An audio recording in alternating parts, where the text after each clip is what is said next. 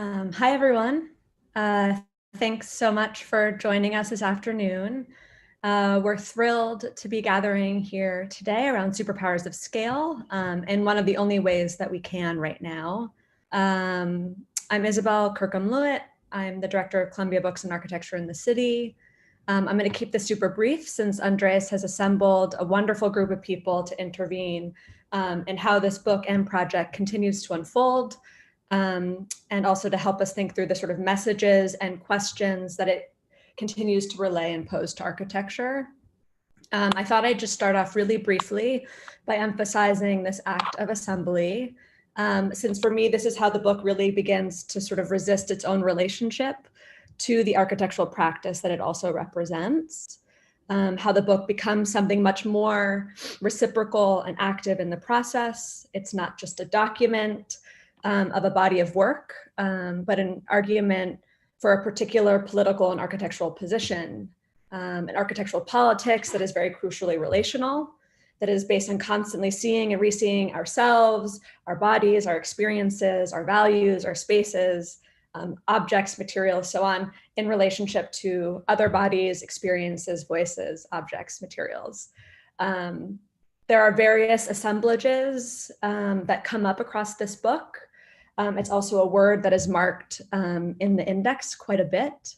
But I think that shifting the emphasis today to the way that the book Superpowers of Scale starts to assemble new methods, conversations, and concerns for architecture feels doubly important when what is at stake around assembling together right now is so high and so fraught. So I think that's it from me for today. I'm going to just hand things over to my friend, my colleague, previous director of Columbia Books and Architecture in the city, now assistant professor at California College of the Arts and editor of this book, James Graham. Take it away, James. Hey, everyone. Thank you, Isabelle. As Isabelle said, what a pleasure it is to be convening digitally, as one must, to be able to talk about this really fantastic book, which I agree with Isabelle, opens up so many important questions for the field of architecture. And it's doubly a pleasure to be here because we have such a stellar group of collaborators, interlocutors, friends, to think through some of these questions with today. So my role here is primarily also to get things moving along, but as long as I've got the floor, I wanted to say what a sort of thoughtful, galvanizing, and indeed joyful experience it was to collaborate with Andres on this book, to work with Andres and Roberto and Paola and the entire team at the Office for Political Innovation on this, this document. I don't think Andres Haka needs terribly much introduction to many of the folks here. If you think about just about any biennial, Andres has been in it and done extremely important work in it, including winning the Silver Lion at the Venice Biennale. I certainly vividly remember first encountering Superpowers of 10 at the Chicago Architecture Biennial, which was one of its later stagings. And Andres may have even curated said biennial that you may be thinking of, as he did for the super important Manifesto 12 in Palermo or the 2020 Shanghai Biennial on bodies of water. His superb design work, meanwhile, is widely published, widely circulated, and widely admired. And the office always brings a sort of sense of seriousness and an inquisitiveness, but also a kind of lightness of touch and a deep playfulness to each of the sort of tasks at hand, which is something I find really fantastic about the design work.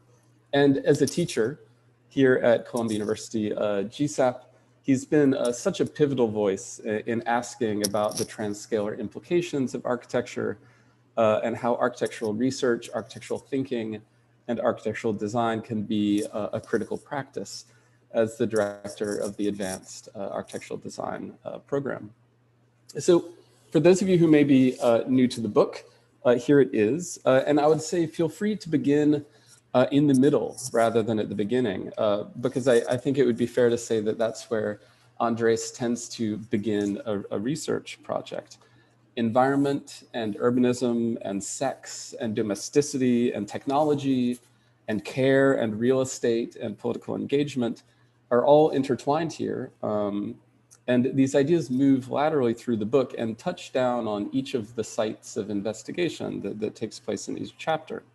Or if you chose, you could begin instead from the back and spend some time in this remarkable lexicon of some of the keywords that run through the text that offers, I think, a really great snapshot of the array of people, individuals, sites, and subjects that are being engaged with here. Another crucial contribution, I think, of Andrés Haca's work is its incredible inventiveness of format. Architecture has long been a sort of object of exhibition and object of mediation, but Haca brings a sort of heightened attentiveness, I think, to this kind of discursivity of architecture. And he's been a crucial voice in expanding the kind of formats of architectural thought. These are not simply films, installations, performances, and projects about architecture, but rather they're a distinct mode of architectural practice itself. And on that count, I want to note the really fantastic work of the graphic designer Laura Coombs, who put this book together, who's rendered all of this sort of experiential ephemeral media in a really remarkably communicative form. Her design, I think, captures so much about the textures and the temporalities and the materialities of the work of the Office for Political Innovation. And so I think this book, which we're gathered here to discuss today, is going to be a really invaluable resource, not only for the types of conversations it wants to bring to architecture, the types of political engagement that we can imagine architecture having, but also for those invested in the sort of practice of architecture as a discursive and activist form. And so finally, as Andrés has sort of said at many moments during the sort of long process of working together on this, the book has never been about finishing the work, even if we have put a cover on it, which in some ways seals it. Each of these projects, as you can tell, even from the design, is something like a framed window into a sort of deeply interconnected world. And you might even, in the Q&A later, consider changing the aspect ratio of your screen to get the sort of 3x4 format so you can feel like you're in the space of the book itself. And so to that end, we're extremely excited to have a really remarkable group of folks assembled digitally here to enter into these windows with us and to extend the book's world further and the book's investigations even farther. I'm not going to offer individual bios of anyone here. I hope they're known to you, and they're certainly very findable, but we're very excited to be joined today by Daniel Barber, Tay Carpenter, Beatriz Colomina, Keller Easterling, Dana Fernandez Pascual and Alon Schwabe, Mario Gooden, Jack Halberstam, Anna Maria Leon, Jacoby Satterwhite, Michael Wang, Mabel Wilson, and Albania Neva. And so after Andrés will first give a sort of presentation of the book to you, and then we'll have a series of interventions from each of them. And afterward, we'll have time for conversation. I'll certainly be keeping an eye on the questions submitted through the Q&A function below. And so without further ado, please join me in a round of clapping emojis for the author of Superpowers of Scale, Andrés Haca. Well, thanks so much. I'm really excited to be here presenting this book that was a lot of work, but very, very enjoyable. And I want to say that I'm very honored to be part of the line of books that Columbia Books on Architecture and the City it's been publishing. It's a great catalog of books where I feel very, very much part of a kinship. And also I'm very excited to be surrounded here by people that I so much admire, from which I've learned so much, and that I always found kind of an opportunity to enjoy and both celebrate sort of collective intelligence. And I want to say that I'm very grateful to James, to Isabelle, and to the entire office, which is large, the Office for Political Innovation along the time, but very particularly to Roberto Gonzalez, Ludovica Batista, and Paula Pardo that put together a big part of the material of the book. And of course, to Laura Coombs, the designer of the book that did really, really enjoyable and alluring work. I would like to share my screen now and share some, I don't know how to call it, but some characters, I would say, that are important for me over the year with regards to my practice, and also connecting it to the entire Office for Political Innovation and all the people here in many different ways. But also with reality, this is the world in which we are, a world that operates as things transition across scales, and the ways, the forms of politics that are embedded in this world are very much something that is happening as this transitioning through scales, through time, through materialities, through physicalities are enacted. And at the same time, I have the feeling that when architects, we talk about the participation of architecture in the making of daily life, often we miss that architecture is very much in the way all these things come together, and that there's always this sense of collective construction that is also giving some space for a negotiated agency to individual participations, but individual participations are never thipped up or self-contained. It's something that is constructed always collectively.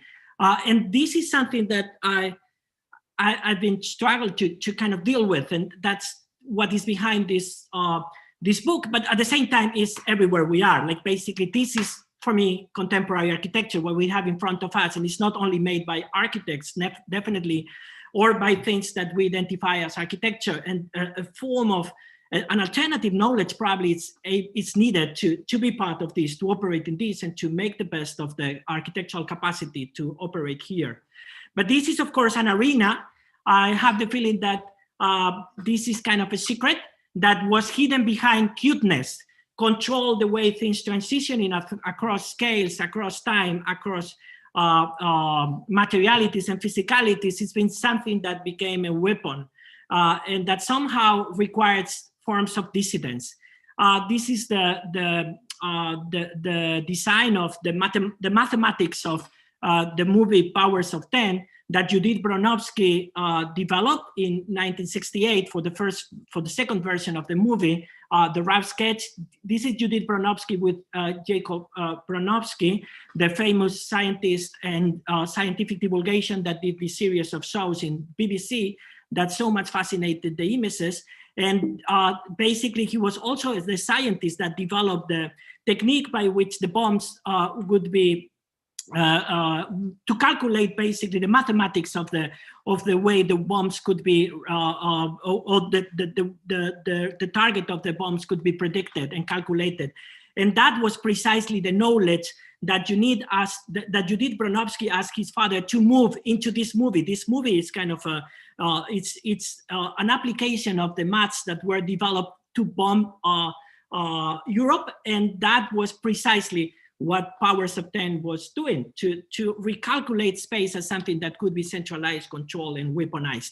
And this is something that came with exclusion. And this is one of the photographs of the rough sketch, in which basically a virus accidentally, while Judith, and I've been interviewing Judith for the last 3-4 years, and Judith basically copied by accident an image from a scientific book, and there was a virus attacking a cell, and they were immediately was removed from the movie. So all these forms of material exclusion that came with the actual film, with the Shirley card, that calibrated the Kodak film that was used, to the direct identification of the genes with the way gender was enacted socially and materially.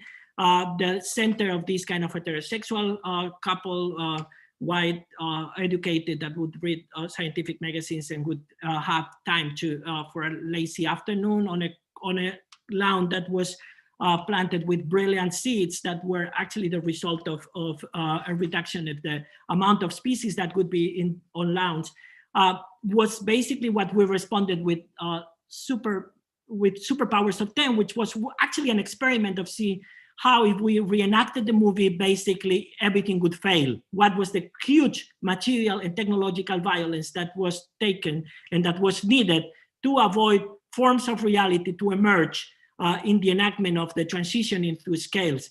So in a way, this is, for me, design. This is an interior design project, but interior design is critical, is selecting what are the presences that are composing reality or emerge as part of the making of reality. And it's always so much about framing what is left behind, what makes to be likely, possible, expectable. And this is by expanding the frame, you immediately see basements, and you see this cat, Cat Niebla, who lived in the basement of the Barcelona pavilion, and by being in the darkness of the pavilion, she was an actor that would contribute to make the pavilion mice-free. But basically, in doing that, her body was also transformed, and she developed atrophia macular. So what happens in the cells of the eye is very much both reflecting the contribution of Gata Niebla to the making of the cosmopolitical composition of the pavilion, as much as is composed by it. And rearticulating is probably a form of this, is probably the most radical form of design, recomposing the relationships with different actors. And this is something that, of course, is embedded in the way our medium is constructed. Bodies and air come together in these images of apartments sold in the real estate of New York for 132 by B-Box. And this is where it comes from, in a way, all these technologies to bring bodies together with air, with apartments, with window, with glass, is what architecture is about now. And it's a coordination between the transformation of the air that Bloomberg proposed for New York and enacted since 2011, to the attraction of billionaires, to the way that the participation of architecture on that turned owning the landscape, owning the air, something that could be detailed through the use of ultra clear glass that would make sky look bluer, as it, of course, mobilized silica from Illinois as something that could be extracted, transformed. In the transformation, gas would, from fracking in the Susquehanna Valley, would be mobilized with 30,000 miles of polluted aquifers as a result of that.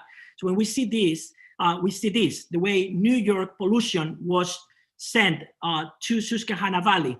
And then we see who are the victims of this. So what are the other sides? What are the what was left behind the frame?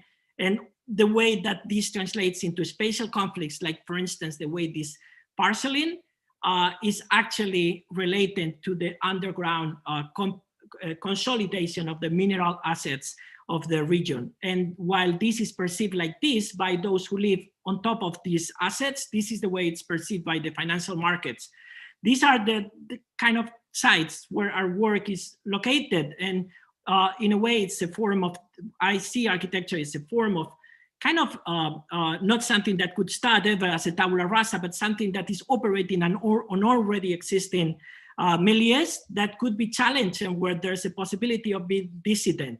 But in order to be dissident to IKEA, campaigns, photographs, showrooms, images that people can relate to, reenactments are needed. And also media needs to be mobilized. And this is, for instance, Candela, that lives with her daughters, with her grandchildren, with her dogs and cats. And when she was announced, and that is part of the IKEA disobedience, when she was announced eviction, the fact that she was part of this catalog and the mobilization of several platforms of activism paralyzed or removed the order of eviction. So somehow I think that there's a possibility for contestation, for rearticulation, for operating within the existing networks of where politics are enacted, and there's a form of dissidence that could be embedded within. This is what the book is about, which is really not something that can be said, but something that is more of an experiment that is very collective. And it's probably the only book that the list of acknowledgements is longer than the introduction. And I'm super happy that it counts also with contributions by Keller Easterling, by Beatriz Colomina and Paul Preciado. And this is Superpowers of Scale.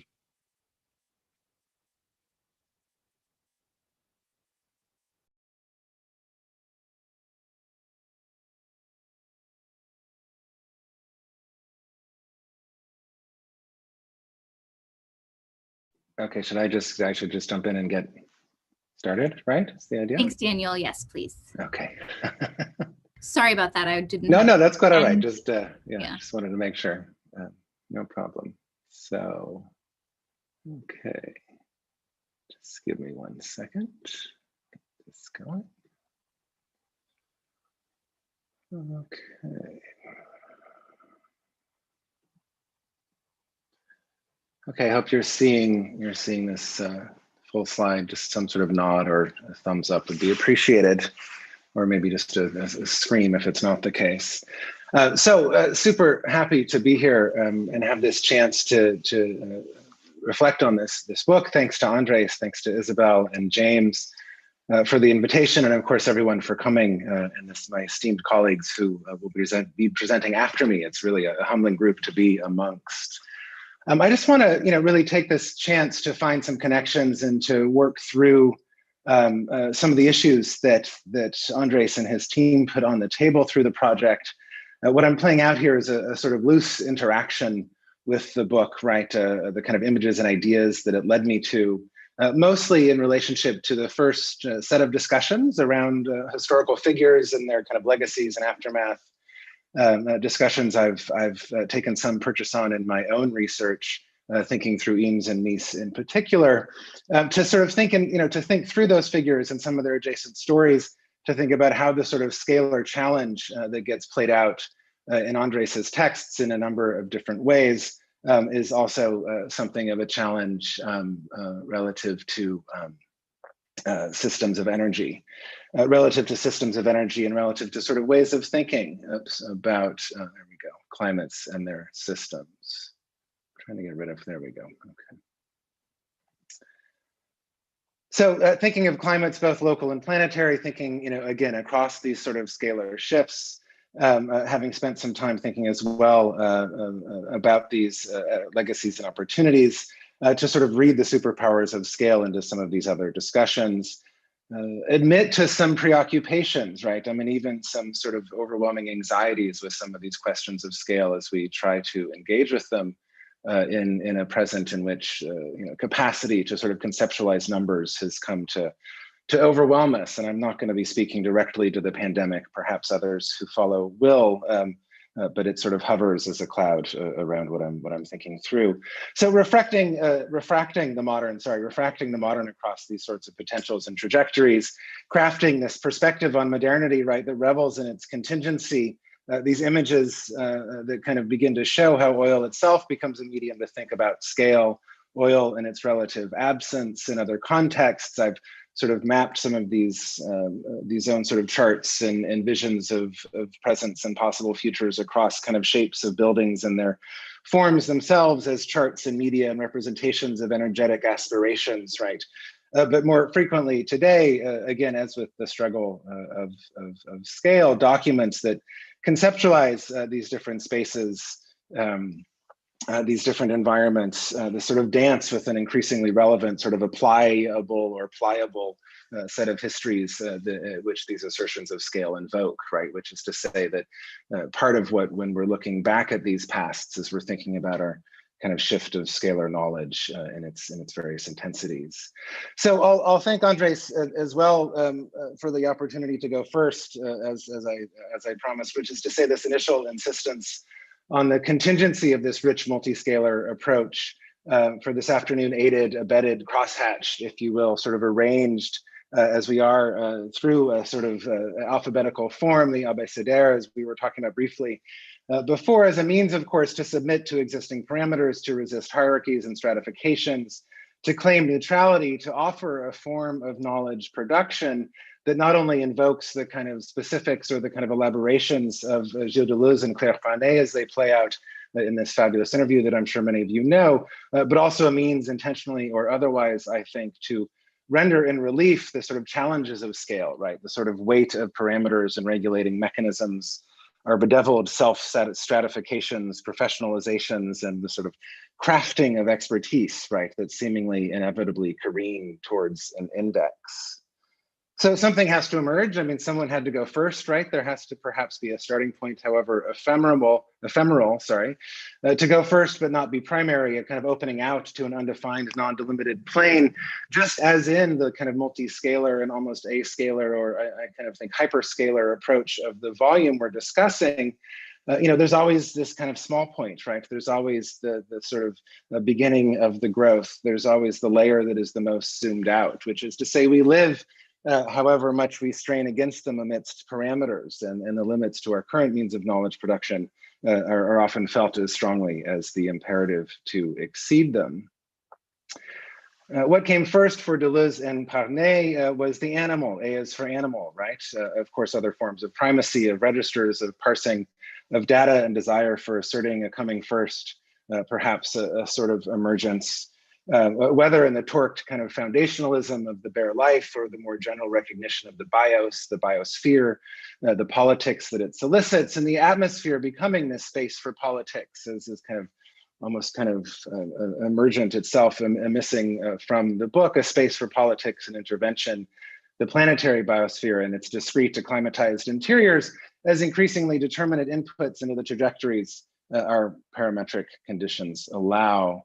So trying to, again, kind of make the climate understandable according to its possible scales. And this is, in my sense, in my sort of set of interactions and engagements with Andres over the years, an opportunity to think through some of these issues, able to be approached, right, able to begin to conceptualize this question of scale for its really operationalism, as dirty as that term often seems, relative to a different kind of life on a newly understood planet. So the last sort of piece I'll play out just for a second is kind of thinking through these knowledges of scale, these sort of ways in which knowledge itself, scale as knowledge and knowledge of scale become essential in the context of this kind of, again, back to our kind of overwhelming sorrow of the pandemic and the lives lost and scarred, the scales that we've collectively had a hard time imagining and asking about, and even sort of trying to experience, not to mention sort of flatten and somehow engage with or wrap our social mechanisms around. What comes last for Deleuze and Parnay is the zigzag, right? Z is for zigzag, attuned, I think, or let's say resonant with, here so many decades later, the graphic and scripted and scaled complications of the present, the longer history that is, of the kind of flattening of curves and imagining other trajectories. Zigzag is the kind of way out of these predictions, right? Or the way around, the up that is the down, what I like to think of as the largest opportunity we are currently facing, which is the degrowth opportunity. So we start somewhere by starting at the end with the zigzag and its possibilities. Thank you.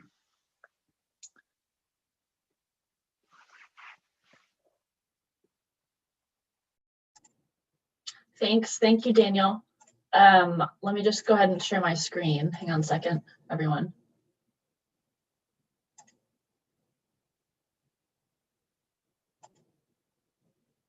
Okay. Okay, so thank you so much for the invitation to contribute this afternoon. It's just a totally remarkable group of people to be part of, and I'm really looking forward to the conversation and the kind of thoughts and reflections that everyone will be sharing. Congratulations on the book, Andreas and James. It's truly an amazing project. I think it's full of curiosity and exuberance, which is no surprise, knowing Andres as a person and I think as a colleague. So I thought what I would just do today in my 5 minutes is to reflect a little bit on a set of kind of ongoing conversations I've been having with Andreas as a designer, and then also as a teacher of design studios together. And I wanted to do a close reading of IKEA Disobedience, which, as some of you may know, is from 2011. Essentially, the project kind of disrupts the comfortable narrative of IKEA's smooth and normative consumer culture to instead produce a kind of an installation of counter domesticities using their off-the-shelf products. And so, so while IKEA gained a notoriety with their flat pack designs with instructions and an array of small parts and hardwares for at-home assembly, or sometimes the kind of impossibility of at-home assembly, it's really precisely this technique that I think Andres appropriates, or really reappropriates through scale. So an idea of dismantling through assembly. And I think this really represents a scalar technique that characterizes some of Andres's work, challenging social systems and revealing underlying structures through their reassembly. So in the installation of IKEA Disobedience, the logic of IKEA assembly is disrupted and essentially scaled up. So if the system's contingent parts are typically, let's say, the bolt, the nuts, the panels, and the whole as the final product or object, here we can look at the sort of instruction manual of IKEA's My Doll bunk bed. The project actually takes the objects themselves. So for example, the bunk bed itself, the bookshelves as the bolts and screws. So they become the parts for assembly, and then they kind of consider the object as a component in and of itself. So this is an image of the installation that I think you saw earlier in Andres' presentation, but these new assembled wholes have a spirit of exuberance and suspension. They don't really try to resolve formally, but rather they become generators, essentially open to action. And the parts or the things are still legible, yet they're given new affordances, new capacities to maybe invite or facilitate actions, habits, or new behaviors around them. And these things register anew at this scale as familiar desk lights become both armature and ornament. Here, the bed frame becomes both canopy and cresting. Stacked drying racks become scaffold towers, and two bunk beds combine to become a room. The drawings of the project are wireframe colored line drawings, and which, like many of the representations that Andres makes, and I think this is something that people don't talk much about actually, is the representational techniques that you use, Andres. They really add new depths to understanding this project. I think the wireframe allows for a layering and a kind of superimposition of elements in elevation without any kind of trimming or masking. It produces an oscillating hierarchy showing the simultaneity and also the relationships between the parts. So here, for example, you can see the floating bookshelves that are hiding in between the rotated bunk bed. It produces a sort of enmeshed contingency, I think. One of my favorite parts, for example, are the spatulas that are connected here. They produce the offset from the rotated chair that allows for the hanging of lights or canopy. So here with the canopy, here with the lights. And at the same time, I think the drawings lend the installation a kind of permanence in which the figures merge difference into new zoomorphic wholes. So for example, here, the stack of metal drying racks and the desk lamp become a new sort of whole and figure in the field. So while IKEA Disobedience is a project that I think is intended to recalibrate domesticity through scale, I think it also offers a rethinking of things as actants. So following Latour, I think that recognizes the inanimate objects and things around us as part of a mutuality of the material and also of the social world. Through assembly, and I think also reappropriation in this piece and in several others, Andres offers an intentional and I think productive misreading of objects to retrain the eye using scale, to see what is both above and below, giving reality a new, vibrant life. Thank you.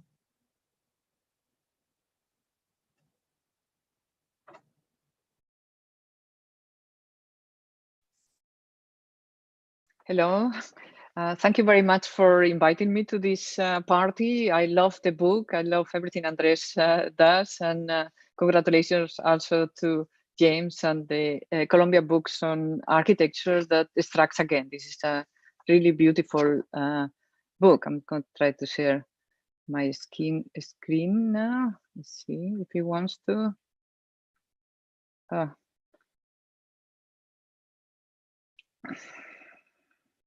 Mark?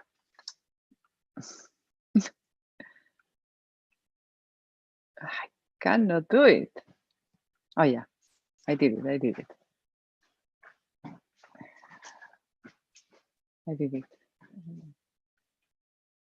Perfect.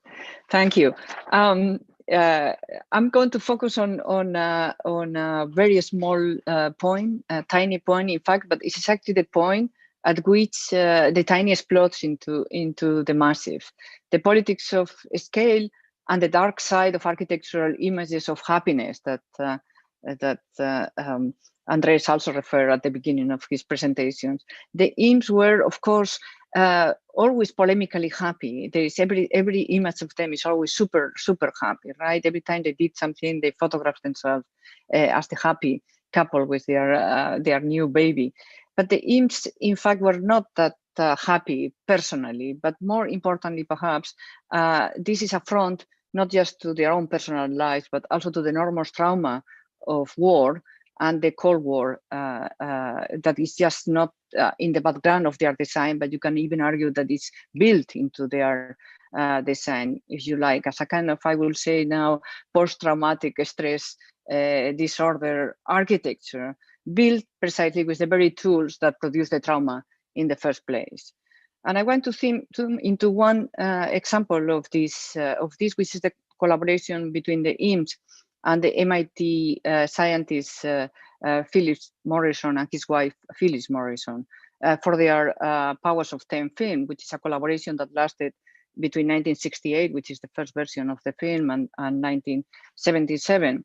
And at the center of the film, as you know, and the center of this nested scales that explodes precisely, there is a couple lying on a picnic mat, seemingly disconnected from everything, from the city, from war, from children, from other animals, from bad weather, from electronic signals. It is the very image of disconnection. But the film then zooms out into the scale of the universe, as you know very well, and then back through, let me show you the images, and then back through the breast of the man's hand to the scale of the atom. So you can say they are no longer disconnected, but suspended precisely between scales and teething with life, movement, vibration. Happiness then is suspended now in scales. But behind all of this is the deepest threat. The couple, actually, you could argue that represents fragile humanity threatened by nuclear annihilation. And it's not by chance that the view of the couple is like a surveillance image. Ultimately, as you saw a minute ago, from outer space, a kind of very cold War image, unthinkable without the Sputnik.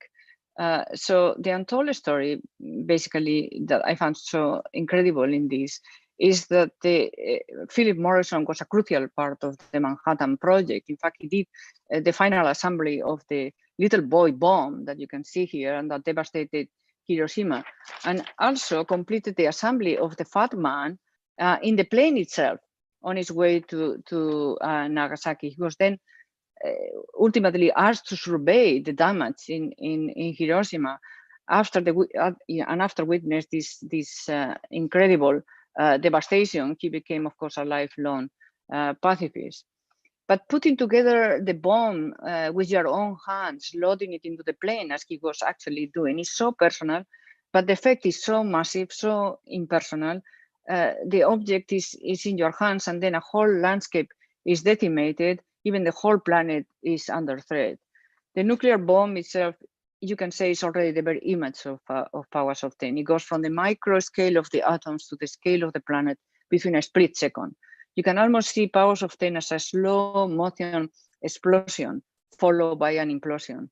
Morrison and the IMS somehow used the nuclear against the nuclear. In that sense, it's very Cold War. The film used presumably as a nuclear deterrent. But one more level, even deeper into the personal, is the fact that Morrison had polio as a 4-year-old and couldn't go to school until the 3rd grade. He was wounded from the start, fragile, and this very fragile kid, disconnected. He started to tinker with radio set, connecting at another scale, or maybe perhaps leaving the body, his own body behind.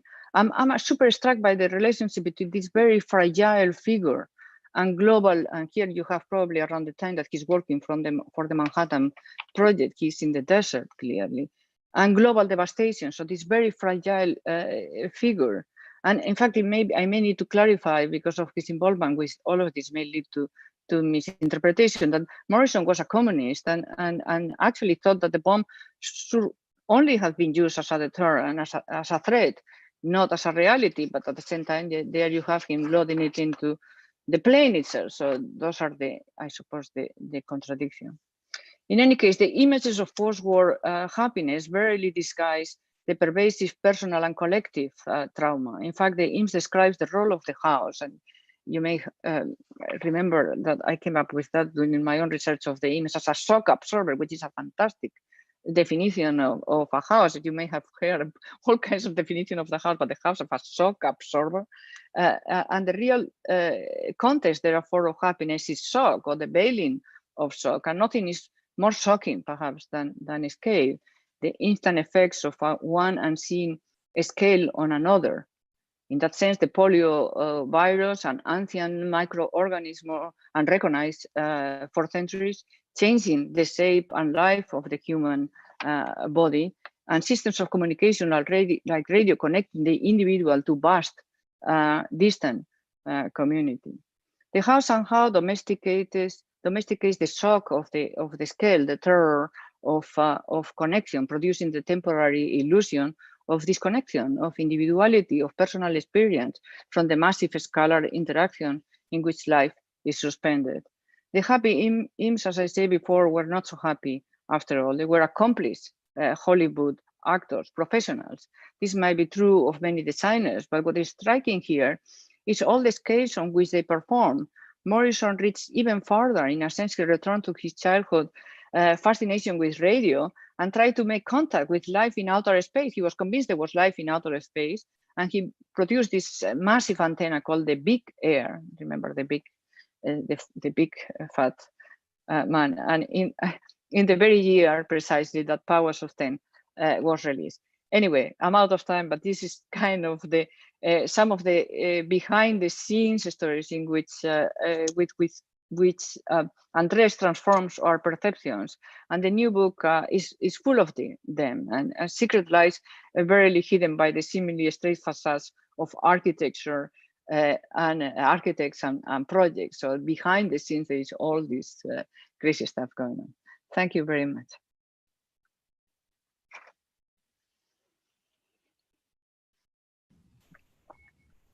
Hi. Thanks so much for inviting me to this gathering, and congratulations to Andres and James and all the other collaborators. When I was writing a preface to this lovely book, and I'll see if I can let you look at it while I'm talking.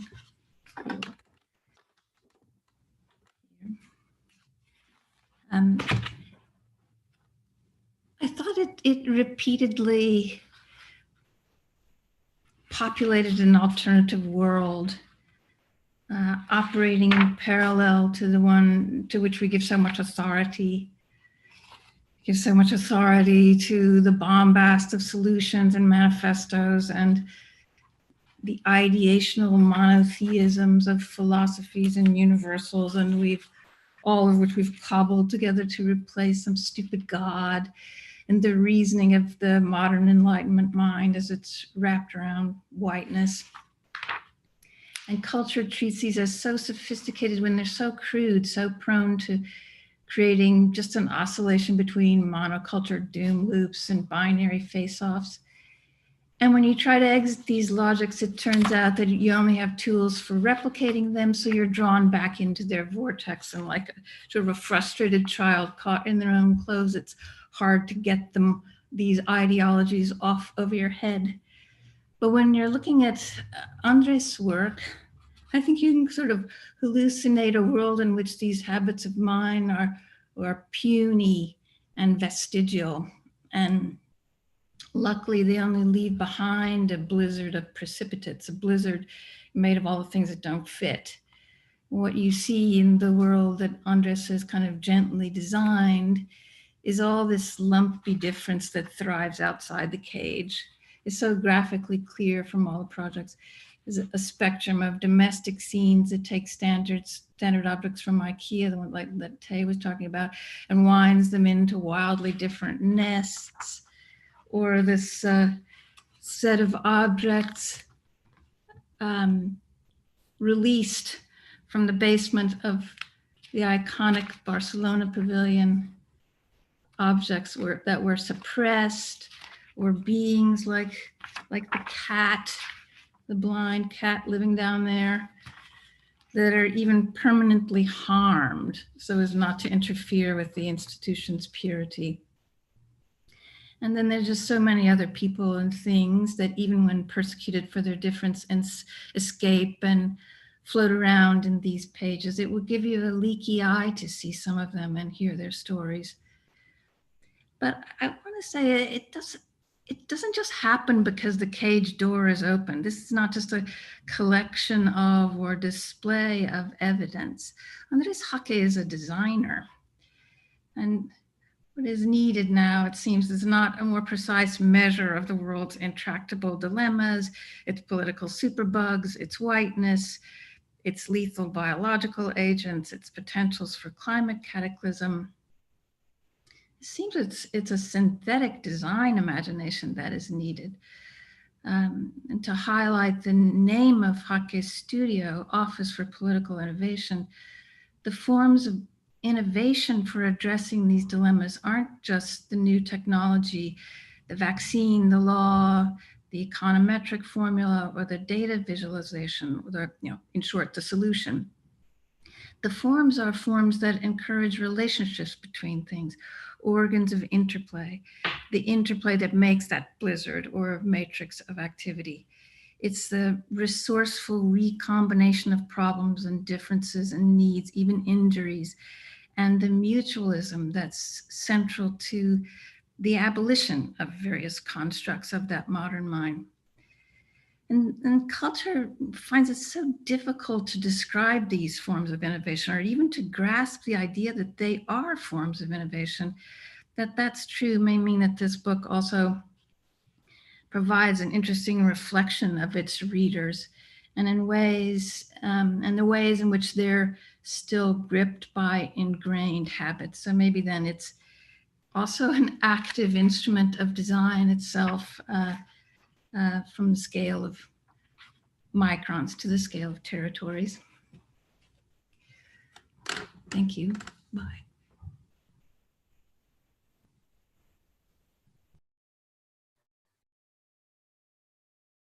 Hello, everyone. Thank you very much for this invitation, and congratulations, Andrés.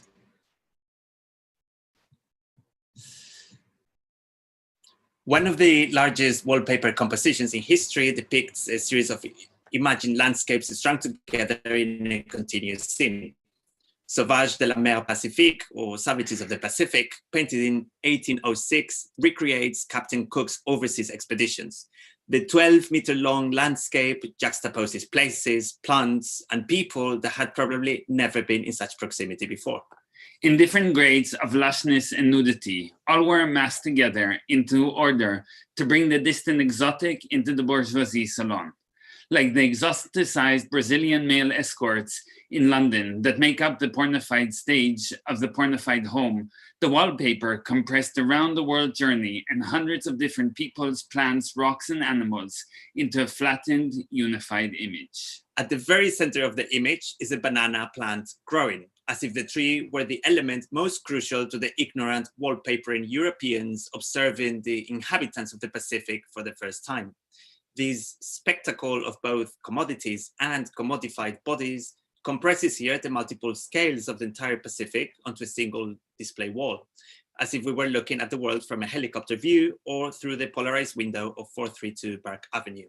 Regardless of the violent massacres that were already taking place as the part of the discovery and civilization of islanders and the antipods, the banana tree epitomized the fantasy of a remote and desirable paradise. But there was one thing that violence could not conquer and transport to Europe so easily: the tropical climate. Governor to the English aristocracy, Joseph Paxton, was also fascinated by the banana. He is believed to have fetishized his first banana plant in the chinoiserie at Chatsworth Manor, where he was employed by Lord Cavendish. Even if what Paxton saw on the wallpaper was not an edible banana, his botanic love at first sight inspired him to develop machines for growing foodstuffs ill-accustomed to the English weather. Bananas flourish at a constant 27 degrees Celsius year-round.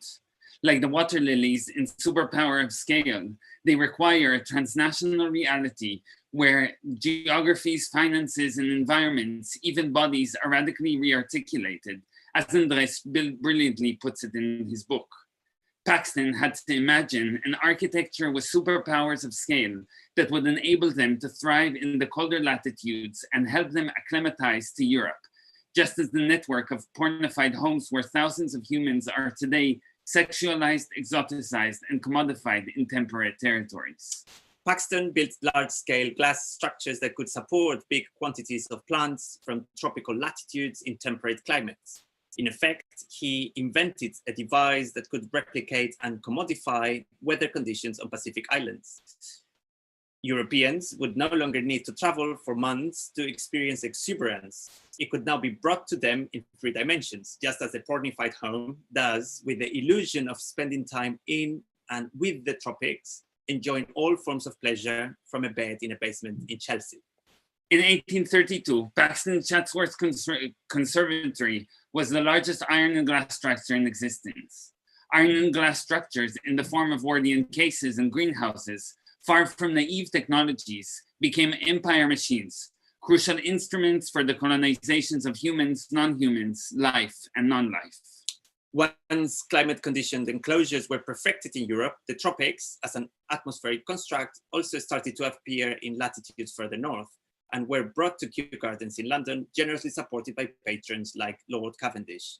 Paxton eventually rose to become the architect of Crystal Palace, a half-kilometer-long greenhouse he built for the 1851 Great Exhibition in London, while hiding the brutal violence of empire from wider audiences. Cavendish bananas had several benefits over local bananas. They are shorter in size and therefore can be better to withstand hurricanes.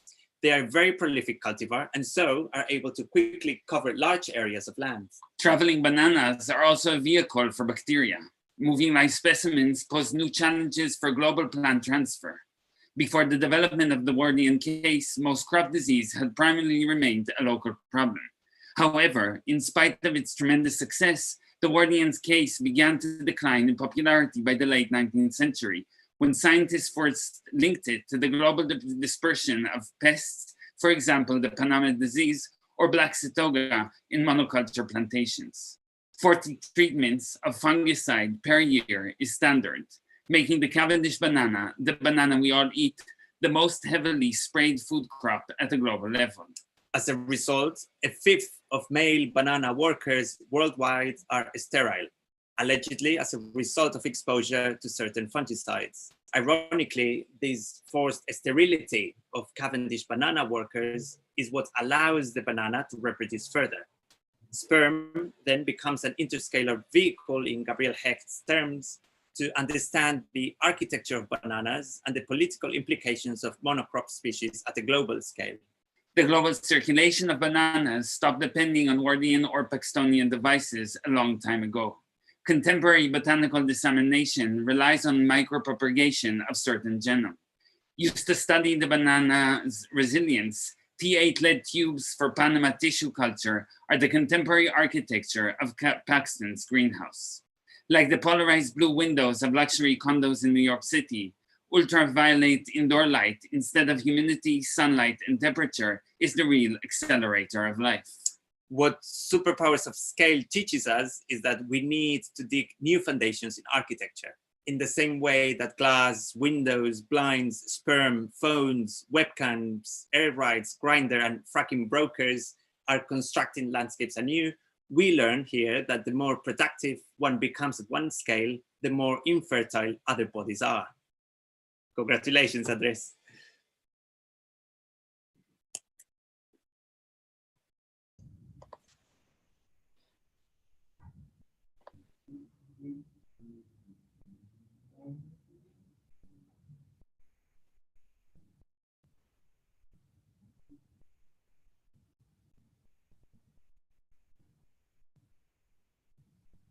Okay, thank you, Andres, for this invitation to participate on this auspicious panel, and congratulations on this terrific book that undisciplines architecture and says that architecture has not simply been complicit, but that architecture is an agent, if you will, is an agent of superpower in terms of the systems and networks that we find ourselves engaged with. So let's see here. I want to share my screen. Just give me one moment here. What I've prepared is I'll call it a visual essay and or meditation, if you will, on truthiness in architecture.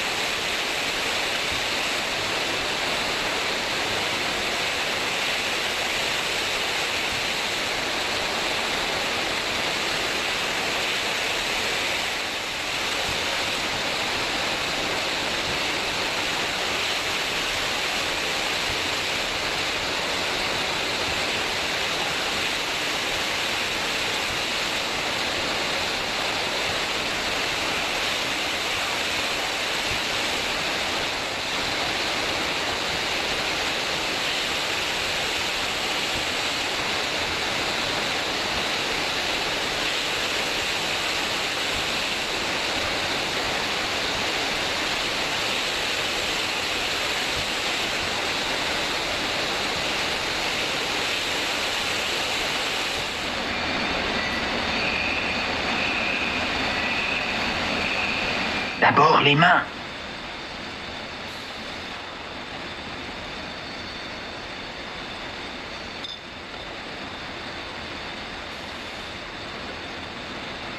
Auriez-vous peur? Non. Mais cette glace est une glace. Et j'y vois un homme malheureux. Il ne s'agit pas de comprendre. Il s'agit de croire.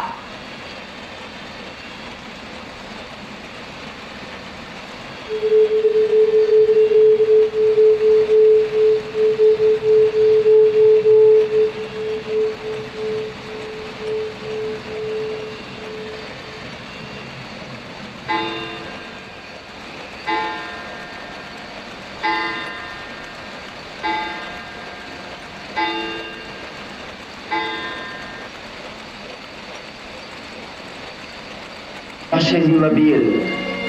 Moi, c'est autre chose.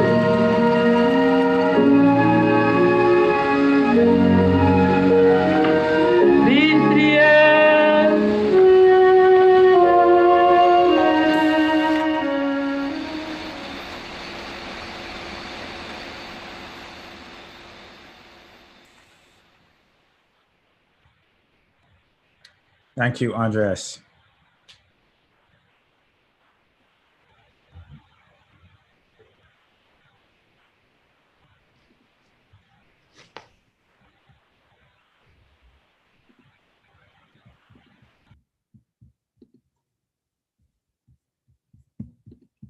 Okay, thank you, Andres, for this invitation to join you in the celebration of this beautiful, dare I say, architectural new book. It's almost like a piece of architecture, and it's a real pleasure, therefore, to play with it and touch it and build with it.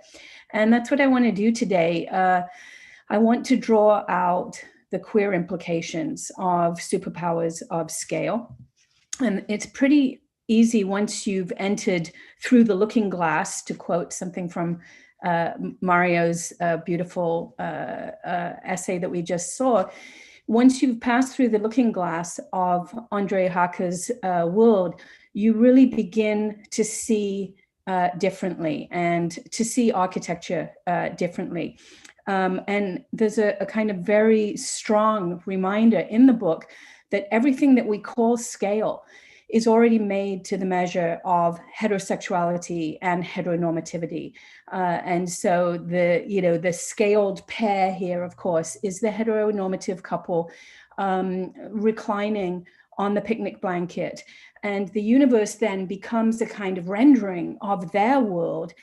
And then when we come back and we go into the micro, we're still in the world of literally the white male body.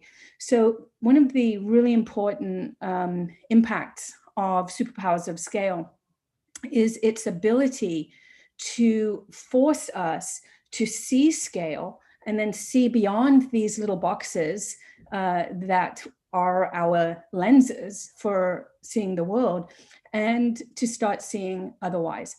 So a couple of my interests actually overlap beautifully with Andreas's interests in relationship to queer worlds, the ways in which queer worlds break with the scale of heteronormative vision and heteronormative structures and heteronormative buildings, and the way in which queer life can both disrupt but also be reabsorbed into these normative scales. So I want to just very quickly go over a few of these areas of overlap and open onto queer contestations with the notions of scale, queer anti-architectural projects, and then queer projects that are quickly absorbed back into sort of capitalist scale.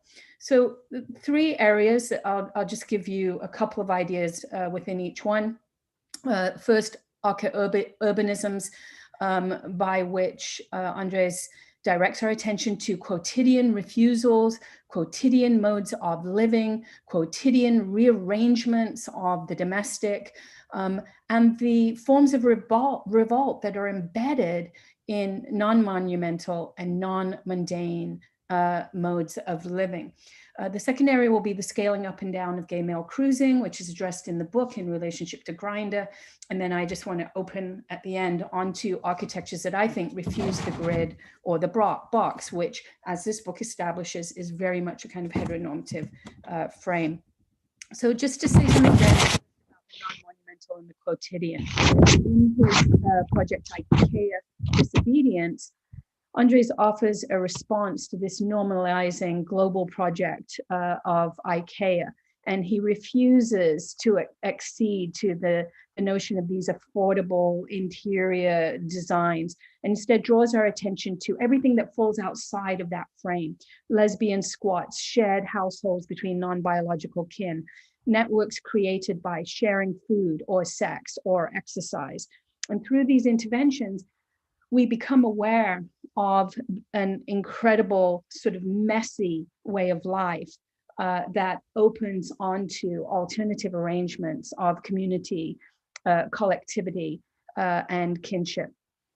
Under the heading of wildness in my own work, I've tried to pay attention to these forms of spatial disobedience. And I just have three examples here that I think fall under the heading of IKEA Disobedience. One in the right-hand corner, you can see a still from a beautiful punk girl film called Times Square from 1980 that is sort of a queer film that never sort of enters into the canon of queer film, but concerns two girls on the run, intent upon remaking the experience of New York City from the squatting that they do in the piers that are mostly understood as being a site for gay male cruising. In this film becomes the site for building a collectivity of girl punks. And it's a beautiful film that I think participates in that disobedience that Andres is training us to see. The bottom right hand is a still from a film called Born in Flames, which is the attempt to dismantle the fantasy that a new world will be offered to us through socialism. And Born in Flames offers us a women's army. It's a film about a fantasy women's army that comes to take over and has anti-rape gangs and so on. And then finally, and I won't go into this because I don't have time, it's to say that I've been thinking a lot about Pauline Oliveros's works, which I think are architectural sonic projects designed to introduce everyday sounds into the project of listening and making music. And there I would also place that well within the scale of disobedience that Andreas offers us. Second, just to go to the piers for a moment, we think about the piers on the west side of Manhattan as a kind of hallowed ground for gay male cruising that has become sort of representative of an anti-capitalist project that remade a site that had been completely abandoned by the city and that was remade through the erotic activities and architectural projects of the gay men, the drug addicts, and the homeless people who lived there.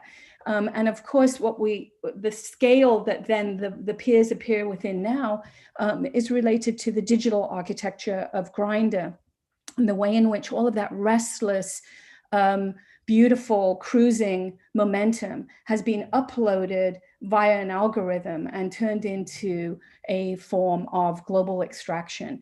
To answer the question of how does that happen, I think Andres Hacker's book gives us a really beautiful rendering of how Grindr descends upon this scene of disorder and then pulls it out of history and off the streets and into the phone, and then produces this pornified house, as he puts it.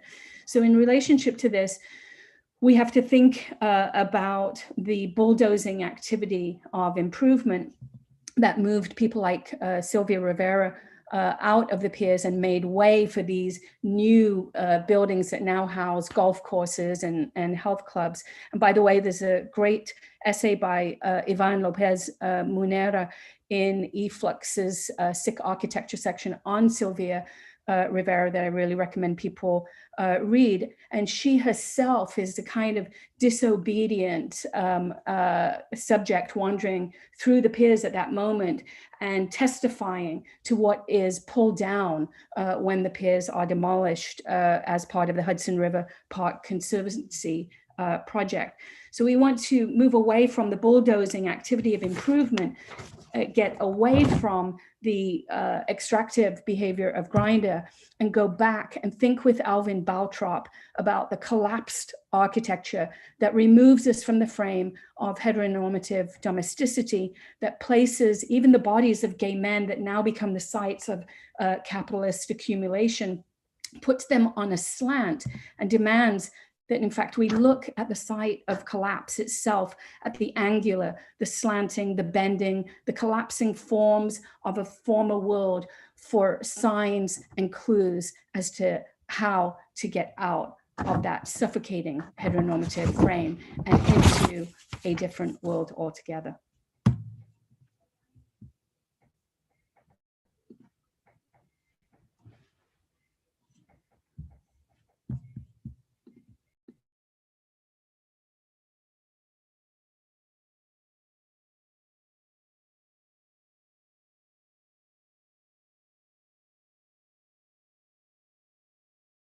Anna, you're muted. Thank you. Sorry about that. I speak to you from the land of the Huancavita, which is also coincidentally one of the lands of the banana, 3 degrees south of the equator in front of the Pacific Ocean. In politics do not happen in squares. Andres Jaque unravels the public and private dichotomy from both ends. The publicness of the so-called private domestic sphere, hacked and rendered public, and idea of disobedience, and the private conversations that were needed to transform the public space of Soul Square. By untangling the various ways in which folks repurpose the private space of the home, Andres reveals the domestic as a site of labor, struggle, and resistance, traits traditionally associated with the public sphere. I first met Andres when I reached out to him in 2012 to publish his work in an issue of the journal Thresholds, which I edited at MIT. And we share an interest in the spatial politics of the public and the ways in which human and non-human disobedient agents can inform the construction of these politics. In a recent interview, Andres shared his conviction that, I quote, "No political action happens without invading and being performed in networks of domestic environments," unquote. Indeed, in returning to this essay for today's event, I was surprised by the prescience and the relevance that it has and holds to our current Zoom reality, a reality in which the spaces of public discourse simultaneously display the privacy of our homes or elide them through virtual backgrounds, revealing our resistance to this enforced sharing. While those of us who have the privilege of access to a job that can be carried online, a space to work from, and reliable internet are able to carry on, vulnerable populations or populations on the brink of vulnerability have been starkly revealed. And here I show you Leslie Jones, who has now turned a comedian who has now turned into an architectural critic of the backgrounds that folks interviewed by MSNBC reveal. The pandemic reveals the precarity of gender roles, our need to care for children and aging parents, access to technology and reliable internet, or just to a quiet and comfortable space to work in. Politics do not happen in squares. They happen in our kitchens, bedrooms, bathrooms, and living rooms. Last fall at the University of Michigan, where I work, the Graduate Employees Organization, or GEO, organized a strike, which is illegal in Michigan, for a safe and just campus. Students demanded safety and the right to work remotely and additional support due to COVID. And they also, and in response to the increased policing of the campus population to supposedly ensure proper mask wearing, they demanded justice for BIPOC communities by decreased funding and disarming of the campus police. But how to strike in the times of COVID? GEO organized simultaneous in-person and online picket shifts so that students, faculty, and staff in solidarity could join in either physically distant protests or organize Zoom rooms in which students led teach-outs on the demands and details of the strike. They also reached out internally to undergraduate students, staff, and faculty in solidarity and organized private Zoom rooms for discussions that extended their platforms to create solidarity across ranks. The fact that this organizing labor and the withdrawal of labor that constituted the strike happened within the domestic sphere calls upon the work of Titi Bhattacharya, who, in explaining social reproduction theory, asks us, if workers produce commodities, who produces the workers? Bhattacharya is interested in how the social processes of the production of labor power are connected to and imbricated with the social processes that produce the commodity. Thus, she questions what happens before the worker arrives to her workplace and after she leaves it, the spaces where the worker sleeps, eats, and regenerates her labor power. But what happens when the space of reproduction of labor is conflated with the space of labor itself? And what avenues does the worker have for protest in this reality?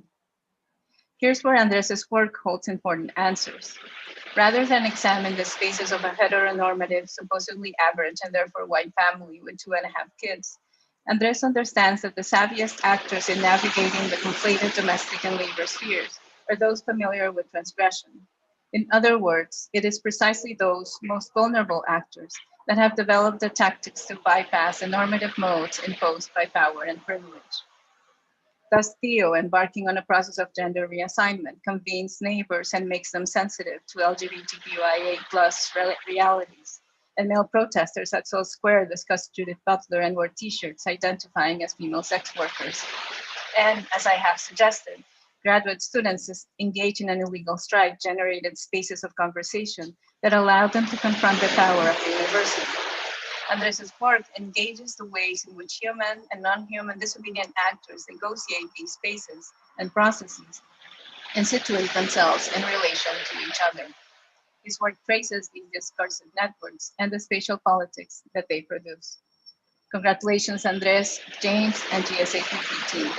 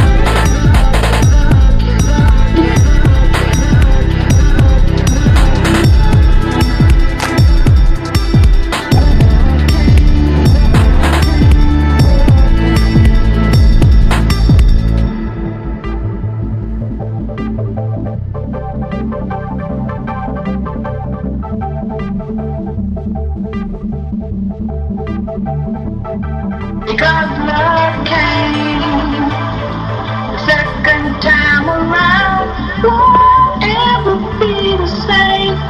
Because love came, broke up the line, yeah.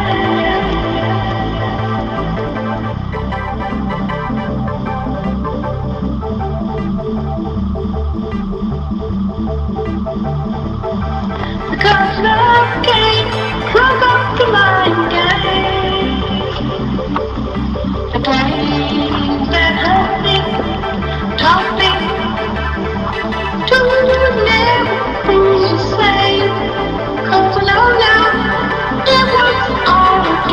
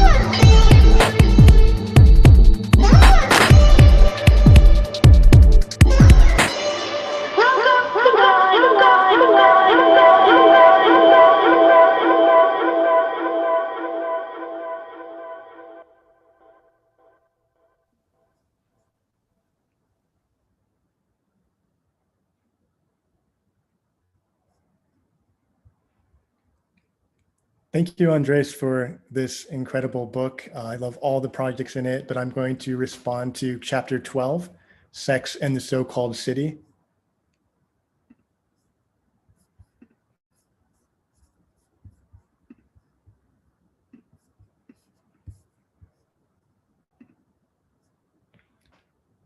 Sex in the So-Called City brilliantly describes the city as a factory of desire, an energy-intensive simulation fueled by natural gas and the biological labor of human bodies, sex workers, and surrogates. This is not, in fact, a city, not a site of habitation, but an image apparatus, a series of frames and stages that culminate in the Instagram square, ultra blue windows of 432 Park Avenue, the perfect icy background for a cocky boy or a model/dancer. In this performance, no one stays for long. The real estate client will return to Russia, the fertility patients to China, the models and surrogates back to the hinterlands. The evacuated city is a city of speculation reduced to a series of assets. But what if the parties involved in this commodification of desire refuse to part ways when the sale is done? What if the prospective parents moved in with the contracted surrogate after the baby's birth to become a throuple? What if the porn actor settled into the wide window Queen studio, turning the set into a squat? What if the billionaire opened her condominium doors to the makeup artists, stylists, lighting engineers, and photographers who created the real estate tableau that lured her into the building in the first place? And what if the people displaced from the Susquehanna River Basin, driven out by polluted air and poisoned water, arrived en masse over the George Washington Bridge and through the Lincoln and Holland tunnels to New York? In 2016, I traveled to Susquehanna County to seek out the source of New York's energy in the Marcellus Shale. This was just after the US presidential elections, and I was confronted with another displacement. Trump signs, Trump's name synonymous with New York real estate, emblazoned on barns, trucks, and lawn signs.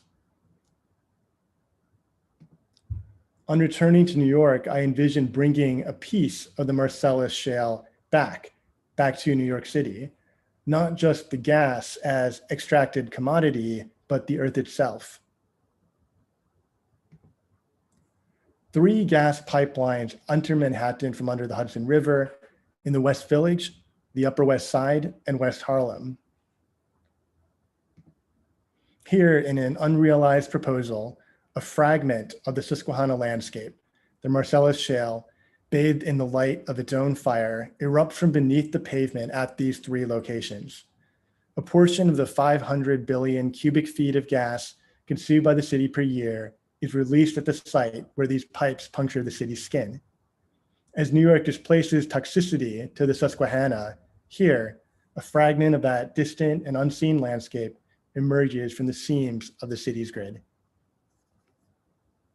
Thank you.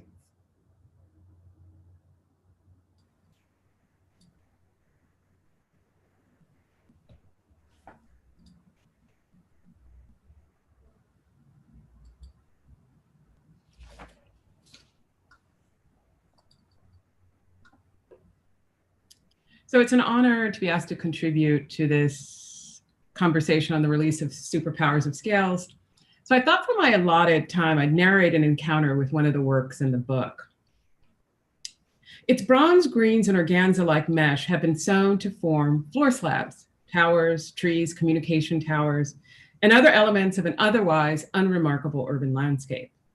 A gossamer field of clear plastic threads held up its architectural set piece of what I began to understand through its visual narrative represented Milano 2, a development envisioned and financed by Silvio Bunga Bunga Berlusconi, located 10 miles outside of its doppelganger, Milan.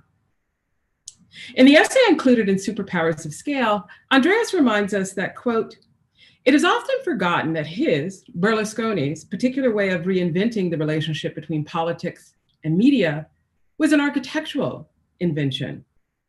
Developed and tested through the interiors, buildings, landscapes, and urbanisms to which he and his team devoted a large part of their time and resources from the late 1960s to the early 1990s, end quote. Projected into the intimate spaces of this ephemeral diorama was a series of vignette GIFs that told the story of how the number ones, a sort of Stepford class, quote, of ambitious, young, middle-class, family-oriented executives, end quote, came to dwell in this carefully mediated televisual urbanism of Milano 2. On the day of my encounter with sales oddity Milano 2 and the politics of direct-to-home TV urbanism in the Arsenale at the Venice Biennale, I found its flickering narrative of GIFs simultaneously disconcerting and transfixing. In comparison to the extra large HVAC plinth of stiff and jutting ducts, a construction that dwarfed and dominated all those who dare cross the threshold of the central pavilion of the Giardini, and an expression of the fundamental category of ceiling expounded by the Biennale's curator, Rem Koolhaas, Sales Oddity was refreshingly extra small. Its form was delicate, and I would even venture to say its stitched constructions evoked the feminine. But if it were a she, Girl was messy, imperfect, and certainly in the context of capital F fundamental architecture, Girl was a bit unruly. To dwell in the interstices between architecture and politics necessitates disobedience, requires being undisciplined. That interest in the wayward, the recalcitrant, the unmanageable that might be found elsewhere and underground are the sites where the Office for Political Innovation practices. As Andreas writes about his architectural education in one of the premier programs in Spain, one that thought to dissemble the connection between architecture and politics, he said he had to, quote, unlearn and disobey Etzem's push for alignment to situate design as a questioning and dissident mode of critical practice, end quote. Well, that comes as no surprise, since architects labor within educational institutions and professional organizations whose correctional regimes discipline us with a host of regulations, policies, canons, rules, and laws. Their delineations of competency and mastery keep us ensconced in our disciplinary silos so that we may eventually rise to the positions of head, dean, chair, fellow, director, principal, and critic.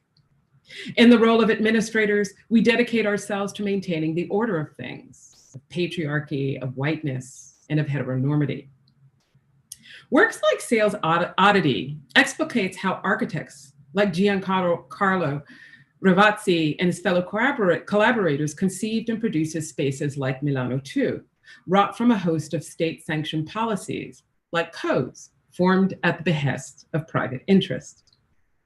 Making policy, like the standards that govern global construction industry and the codes that legislate how cities and buildings are built, is a process that pronounces anything that deviates from the proper, as Fred Moten and Stephen Harney reminds us, as incorrect and illegal. The role of policy, after all, is to police. It is correctional. Andreas and his collaborators make architectures of, for, and about queer, trans, disabled, Black, brown, sex workers, maintenance workers, and other familial arrangements. Their desires, played out in IKEA Disobedience, are formed and informed by improvised existence, one found in the everyday spaces seen and heard in the basement of the Barcelona Pavilion and in basement apartments around London. I find that Andreas engages in what Tina Camp calls a praxis of futurity, where the marginal, the quiet, and the quotidian practices of everyday life gears toward the creation of alternative futures. By being disobedient, unruly, and undisciplined, these communities, one shared through the various projects assembled in the Superpowers of Scale, refuses the terms of subjugation and works toward freedom elsewhere. Congratulations, Andreas and his team and GSAP Books for this substantial and important volume. Thank you.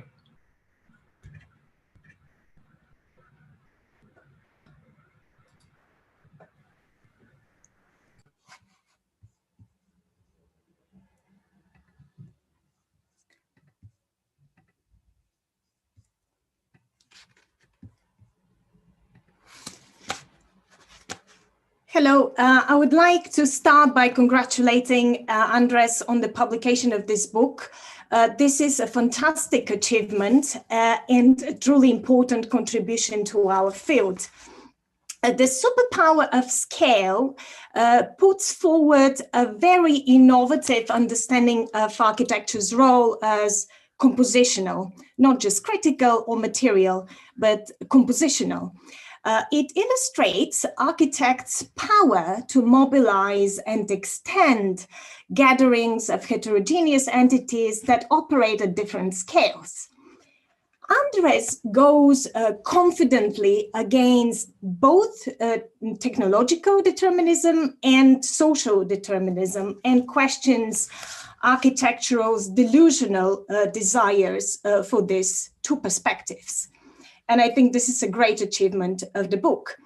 The alternative is a multiverse, to use the term of William James, and the multiversal aspect of contemporary existence is unpacked in this book with anthropological sensitivity and architectural virtuosity.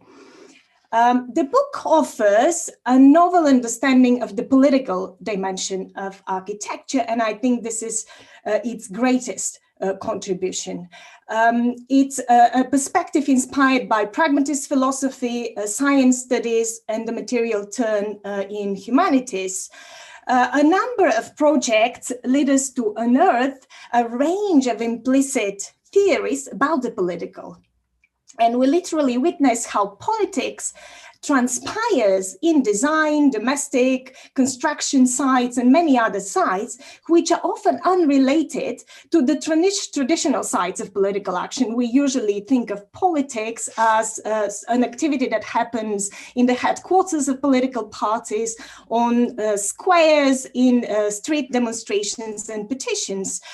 But here we are invited to witness politics as it unfolds on many different sites, non-traditional sites of politics. And let me take you to some of those sites. In chapter 4, and the slide that you see here is an example from chapter 4, is titled 12 Actions to Make Peter Eisenman Transparent. Here in this project, the Office for Political Innovation was hired to design a wooden fence to conceal what was a very ugly and unpleasantly looking construction site in Galicia back in 2001 for the project, for a project that was under construction, the City of Culture of Galicia, a project by Peter Eisenman.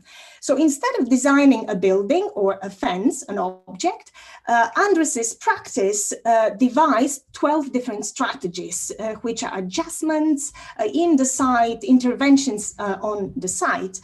And these strategies engage the general public and invite the general public to experience the construction site. They make it public, and by so doing, they entirely de-black box the construction process. We witness different events that provide access to the site of construction, different bus lines taking the public to visit the construction, different events, different color coding structures are in place, color coding and screens are placed in different locations to explain economic and logistic aspects of the construction that otherwise will remain invisible for the public. And we also witness different strategies devised by the Office for Political Innovation to collect and archive individual opinions that will be then mobilized in debate. So all these actions, which are very different than just designing an object or a building, are actions that involve research, raising issues, detecting alternatives, describing and redescribing material practices, and they are powerful devices for mobilizing collective action. We see here that at the level of the practice of construction, both the political and the architectural get decomposed to a myriad of small elements, fluid and unstable, fragile and composite. The political emerges as an underlying dimension of construction practices that can only be grasped by following how they unfold. And this is a great achievement of this project, because we really witness how construction processes unfold and are made visible. Another side of politics, which was discussed by other colleagues previously, and this is chapter 5 I'm referring, a title with the provocatively, politics does not happen in squares. Here in this chapter, Andres invites us, to witness other sides of politics, like the politics of domesticity is largely discussed with the project IKEA Disobediences. And here the home becomes a site of politics, of protest, of disobedience against the global power, the global agency of IKEA. Similarly, public squares are not just neutral spaces where politics just happens, but the Spanish Revolution in 2011 on Sol Square illustrates the amazing number of diverse architectural devices, spaces, technologies, books, t-shirts, performances, practices that all have to be put together, connected and mobilized to be able to enact a certain type of protest, of political action. And Andres shows this in an amazingly detailed and convincing way. So the book offers fresh insights on the various political modalities of architecture and can serve as an invitation to political scientists to explore the possibilities of other ways of doing politics, architecturally, designerly ways. At the same time, in our field, in the field of design and architecture, it could inspire a more political kind of practice. I would like to also highlight 2 additional contributions of Andres's work. First, you can see this on this beautiful slide, Andres also acts as an anthropologist, not just an architect in this book. And we witness, he tells us stories about the personal lives of the different actors. And here we see them in their homes. And these are anthropological stories. We witness that anthropology is not just reserved any longer to study the others, the exotic others, but as we have never been modern, it can be also oriented to us. And that's what Andres does in an extraordinary way, with an exceptional finesse of an established anthropologist, I would say. And in the spirit of reversed exotism, he tests the very nature of the relations in domestic, public, ecological, and many other fields of existence. So he demonstrates convincingly that there's no framing out there. There's no context, external context out there. There's no Galician politics or Spanish society out there capable of explaining what happens on the construction site of Eisenman's building. Each time we design, everything is to be redesigned, as everything is to be rethought, both content and context. And second, this non-modernist attitude invites us also to take seriously the key question of change of scale, as we cannot externalize anymore, as there is not context that explains this. We only witness the swift change of scales, as also demonstrated by other speakers today. It's impossible to distinguish what is bigger and what is smaller. The global, as we beautifully see in the book, is also to be relocated and redistributed many times. The macro no longer describes a larger site in which the micro would be embedded, but it's another equally local place, like the domestic space, like the construction site, and they're all connected, they're all related. So we witness a very deeply relational world, thanks to Andres. Thus, in a way, Andres Hake also rethinks modernism, just like Bruno Latour in philosophy, but Andres does this with different architectural resources. And I hope that other architects will be willing to follow suit. Thank you and congratulations, Andres.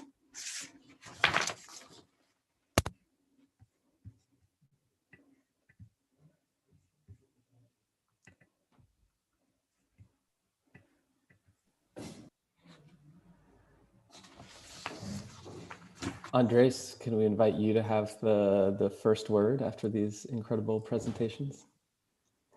Well, thank you very much. This is overwhelming, like the amount of intelligent comments on the work that it's, and on the book, on the work that the book gathers. It's kind of overwhelming. At the same time, I have the feeling that the book is part of a process of conversations, connections, discussions with others, and it's very exciting to see that that is continued through this event, that conversations can be expanded and they're reversed. And I want to refer to a number of comments about design, because I think that this is, and maybe starting with this comment by Albena Yaneva about design as a compositional practice. And for me, this is crucial. Of course, we often see in schools of architecture to think of architecture as or design as something that has to do with function, with creation of neutral containers that can contain the social. And in my opinion, the great capacity of architecture is the capacity for recomposition, for composition, for interbeing reality in redefining or empowering, challenging, operating, instigating, making more likely, less likely forms of interconnection and entanglement. And I think this is, my opinion, I very much admire the work of Albena Yaneva, and I think that it's something that we've been discussing for years now, and in my opinion, when we see images like IKEA Disobedience, this composition of objects, it's in a way the most direct way to intervene existing connections and find a way to rearticulate them, to open them, to destabilize them. And this compositional aspect of architecture, in my opinion, going to Keller's insistence that this is design, it's quite relevant, because in a way, both the idea that architecture can correct reality that is wrong, or be a vehicle of predetermined programs to be enacted or injected into the social, or the idea of the container, architecture being a kind of the capacity of contain any form of the social, or even the idea of the autonomy of buildings and even the possibility of have a program of their own, as much as the disappointment of architecture not having an absolute political agency, I think are basically the ideas by which architecture often is connected with the notions of politics.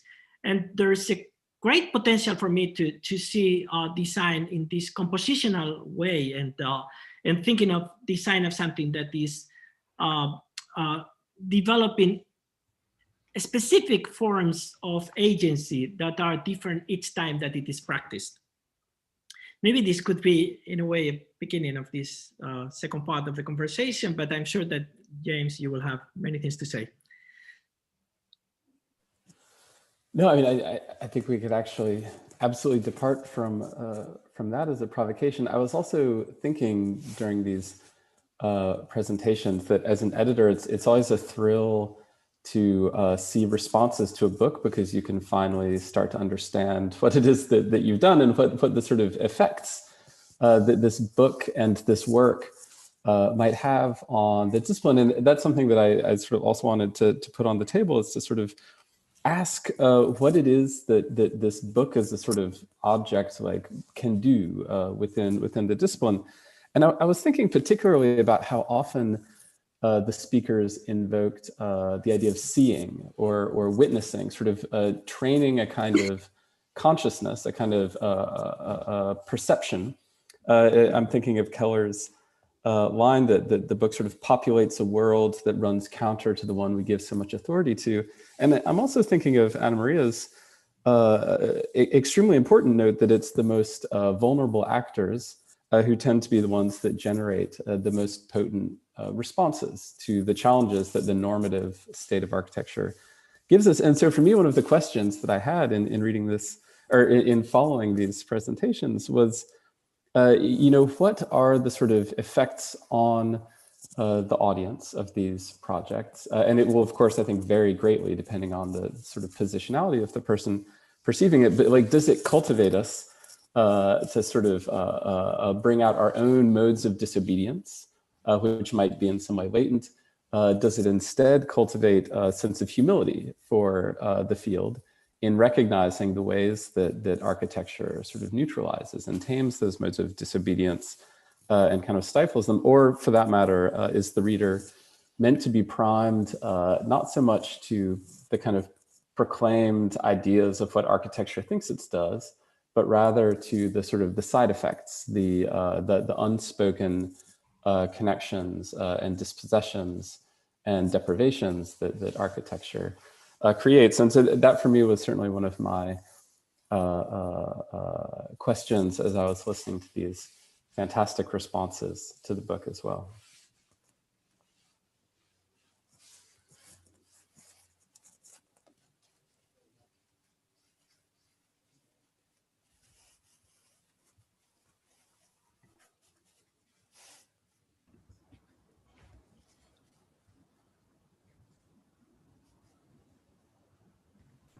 I'll jump in and say that I really do agree with this idea that designing is sort of moving through, jostling things into further entanglements. But I think that one of the things that may, just to respond to your comment, James, one of the things that I think a reader can't fail to also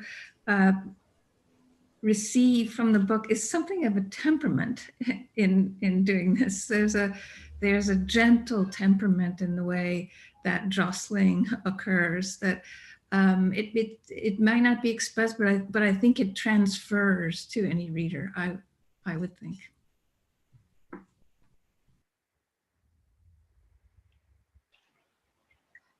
I would follow up on that quickly to say I feel several of us have noted, I read it also in Keller's introduction, this lightness of touch, or what Alvena described as an anthropological approach that I know I'm going to use with my students. It's something that Andres makes look very easy, but it's so difficult in approaching different populations in various states of vulnerability. This sort of has traditionally been a really problematic relationship between architects and a public that is considered other, and yet Andres manages to do it in a way in which there's a sense of collegiality in relation with the publics that he situates himself in conversation with, rather than a distance or a separation. And I think to me that's really difficult, but a huge value of his work. I think what's so interesting about your compositional technique is just how heterogeneous the elements of that technique are, and how that heterogeneity requires like so many new kinds of knowledge and kind of techniques, and a kind of intimacy and richness and texture of understanding becomes so important. And I just love that in the book, all of those kinds of textures come through and new kinds of attentiveness come through. And there's a kind of simultaneity to all of these levels and all of these kind of elements of your work that requires this kind of these multiple levels and sort of this very kind of high degree of sensitivity in order to understand how a composition has these sort of multitude of effects. And that the architect too is embedded in those networks. Yeah, I agree. It's a very interesting aspect of the composition. And we, in addition to seeing many invisible actors that we'll usually not see being involved in the making of architecture, from the technologies and the fragile body, as Beatrice was developing this argument, through to the cat that we will never see in the Miss van der Rohe pavilion, and all these hidden objects in the cellar, and many other different beings with different ontology that are literally taken out of those hidden places, out of different black boxes of different nature, and made visible. So it's an amazing way of making visible, making public, but also showing the ingredients of this composition. And on the other hand, Andres is also very honest, because he also shows us the tools, the tools and the techniques of the architect, the toolkit is also made visible in a way. And we can see also the ingredients of his architectural technique. So, and that's why it's so varied. And these two compositions are also kind of mixed, and the composition is amplified, because we can see him working and thinking through these different hidden objects and techniques that suddenly become visible and are amplified, and their being is amplified with the hidden architectural toolkit made visible again and mixed in the composition. I think there is this kind of double movement in a way. Double composition is movement in your technique as a thinker and as a designer as well.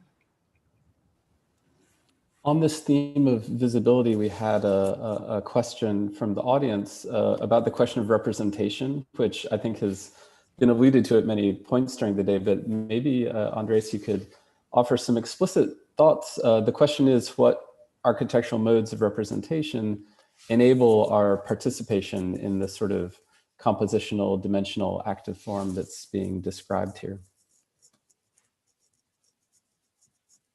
Maybe this is something that could be a discussion, because I think that the question about representation is something that it's been emerging throughout the different presentations.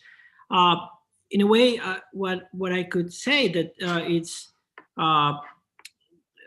often the idea of representation in architecture has to do with the idea of kind of mirroring or creating an image of something that exists, and like representation being a subsidiary of that image. I have the feeling that it's there's a possibility also of thinking of images, settings, installations as architecture in itself, and that it's already operating politically, relationally, both as an opportunity to perform politically, but also as a way to interconnect with others. I think that, for instance, when we were doing the Barcelona Pavilion installation, the fact that we took the vacuum cleaner to the lake, it was totally transforming the way the Barcelona operated. It was, of course, a way to challenge the hierarchies, the visual hierarchies of the pavilion. But immediately it meant that the people that are using the vacuum cleaner became the curators of the pavilion. They had to explain what were the moments in which the pavilion could be open, when it should be closed, where is the moment that the exhibition was prepared to be seen, and what is the moment in which it was in the making. And all those hierarchies even ended up with huge political problems. Like some of the employees, their work became so much on the spot that they have difficulties with their supervisors that would start to develop a focus on them, and were following them throughout the pavilion to see if they were doing things properly. So for me, the divide between representation and sort of technopolitical action, I think needs to be questioned and to be seen as something that is part of the same set of actions. I think this is something that has been through the discussion, and I think that it's something that refers to many of the works, like the way Daniel Barber, for instance, was explaining the making of climate, right? Like representation was something that could not be divided to the very production of climate. I think that's what's so interesting about performance is in performance art is that an action is both an action and has this representational dimension as well. And I think so much of your work has that kind of performative aspect to it. It does something. Mm-hmm.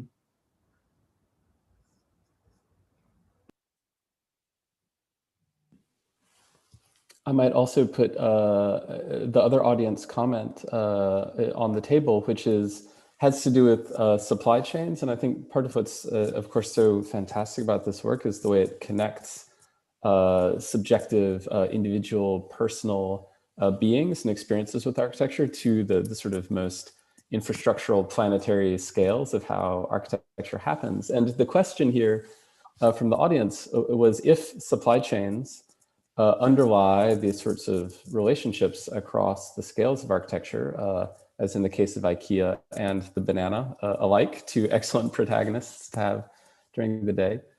Corporate contracts and trade agreements orchestrate these supply chains. How can architects organize to demand the decolonization and decarbonization of these practices? So as I read this question, on the one hand, we have the question of how do we learn to see differently?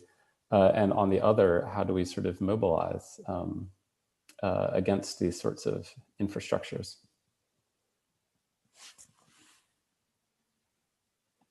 Tay wanted, right? I actually think Tay might have been waving goodbye, and we will need to be respectful of everybody's time. So we should wrap up fairly soon. But so maybe this is something I could refer to Alon and Daniel, right? Like you just opened, for instance, this project on salmon. I wonder what is the way that you probably could tell us as well, right?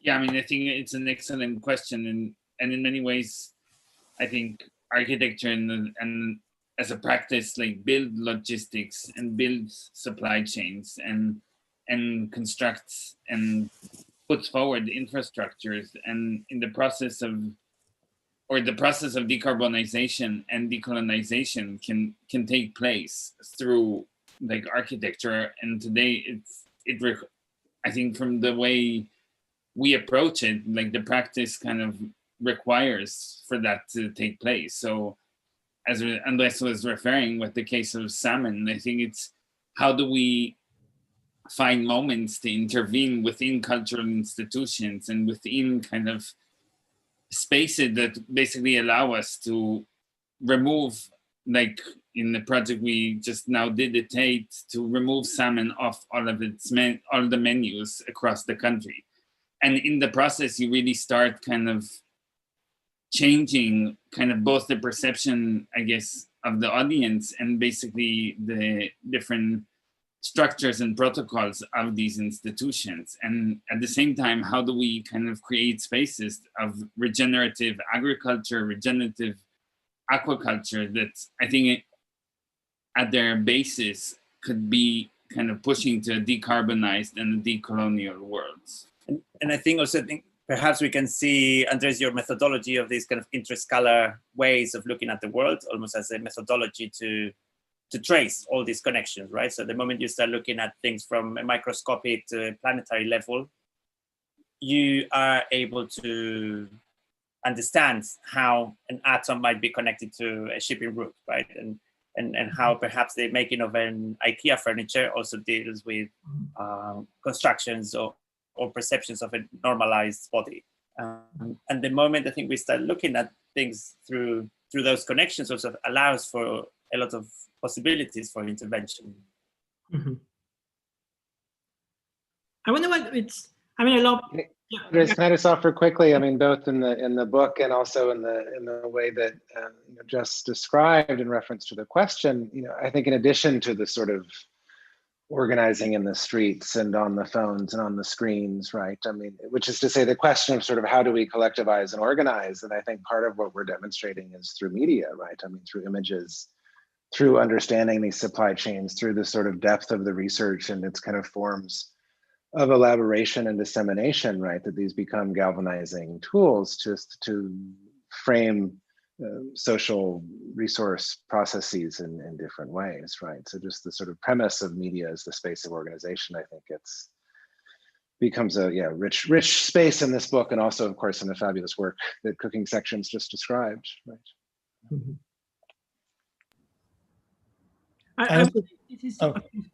No, Michael, please go ahead. I just thought that the linking of the particular glass in 432 Park Avenue to this kind of counterintuitive relationship to atmospheric pollution shows that there's also a role in terms of even finding these connections that might be hidden to understand what the kind of environmental impacts of an architecture might be that might not be immediately obvious, that is a part of a kind of activism. Mm-hmm.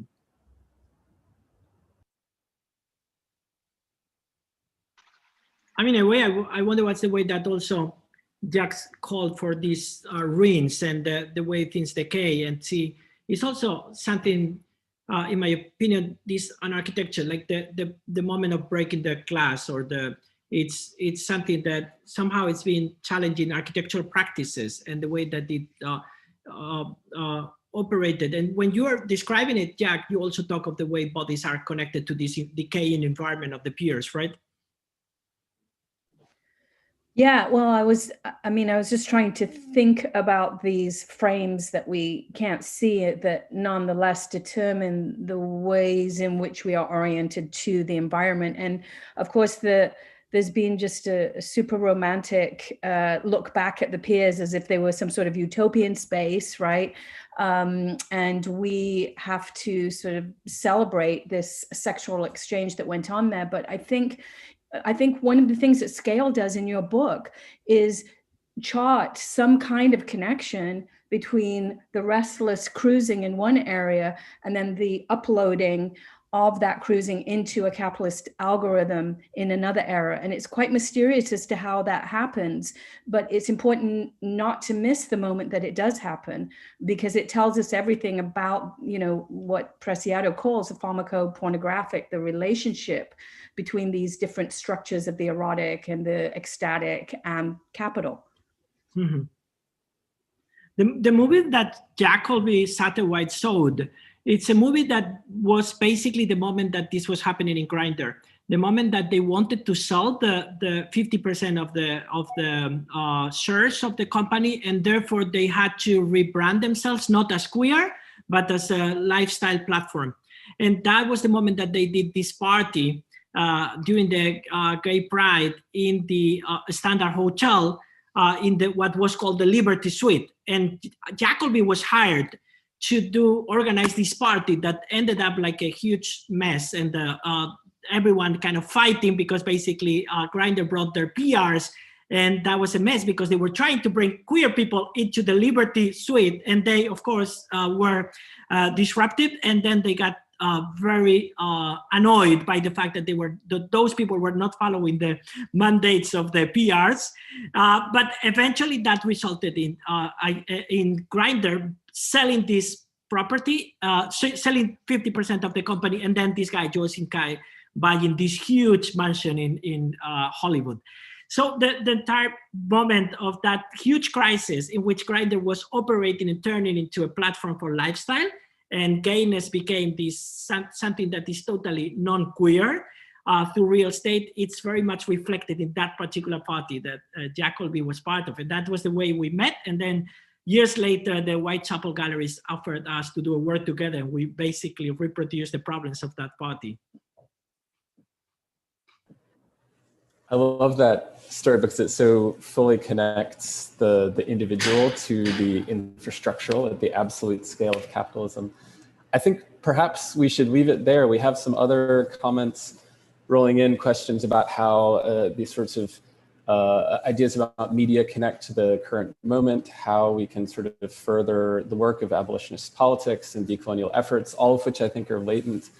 Not latent, like explicitly active within the book and within many of these comments here, but out of respect for the time of our speakers, knowing that everybody probably has the next Zoom to go to, perhaps we should close here, but what a treat for everybody. Andres, any final words from you before we head out? Thanks so much to everyone. Let's continue doing things and discussing together. So thank you all so much to our panelists and our audience for joining us today.